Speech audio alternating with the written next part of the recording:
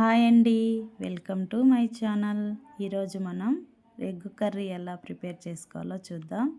First నేను 6 గుడ్లు తీసుకున్నాను. మంచిగా బాయిల్ చేసి పక్కన పెట్టుకున్న తర్వాత ఒక ప్యాన్లో ఆయిల్ వేసుకొని ఆయిల్ హీట్ అయ్యాక ఆనియన్స్ కట్ చేసి పెట్టుకున్న అవి వేసాను. ఆనియన్స్ కొద్దిగా వేగిన తర్వాత కరివేపాకు వేసాను. కరివేపాకు వేసిన తర్వాత ఇగోండి టమోటాలు, అల్లం వెల్లుల్లి పేస్టు, కొబ్బరి అన్నీ రెడీ చేసి పెట్టుకున్నాను.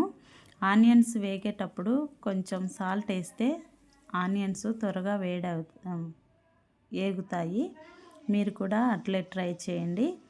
ఆనియన్స్ మంచిగా అలా గోల్డెన్ కలర్ వచ్చిన తర్వాత అందులోకి మనము దంచి పెట్టుకున్న అల్లం వెల్లుల్లి పేస్టు వేయాలి ఫస్ట్. ఎందుకంటే అది ఫస్ట్ నూనెలో వేయించకపోతే కన్నా పచ్చివాసన వస్తుంది. అది మంచిగా వేయించాలి. వేగిన తర్వాత టమోటాలు వేయాలి. అందులో టమోటాలు వేసి 1 నిమిషం మంచిగా కలిపి మూత పెట్టాలి.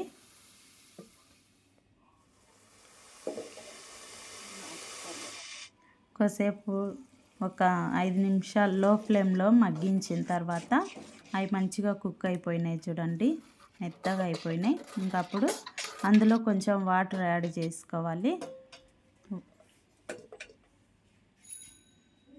వాటర్ యాడ్ చేసినాక అందులోకి ఇంకా పసుపు, ఉప్పు, మనం తీసుకున్న కారం పొడి, కొబ్బరి పొడి అన్నీ వేసి మంచిగా కలపాలి.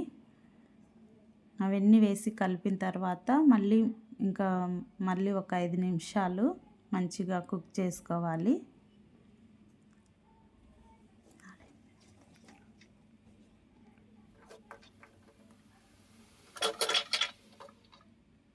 అదిగోండి, వాటర్ కూడా మంచిగా బాయిల్ అవుతుంది కూర మొత్తము.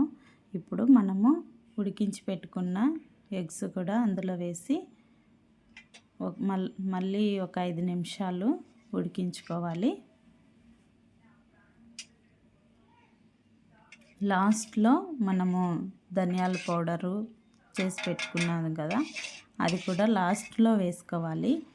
ధనియాల పౌడరు చాలామంది పచ్చిగా ప్యాకెట్ కొనుక్కొని వాడుతుంటారు. అట్లా కాదండి, ధనియాలు అది మసాలా ప్రిపేర్ చేసుకునేది మరో వీడియోలో చూపిస్తాను. ఇప్పుడైతే ఎగ్ కర్రీ రెడీ అయిందండి. ఒకసారి ట్రై చేసి చూడండి, చాలా బాగుంటుంది egg curry. Thanks for watching.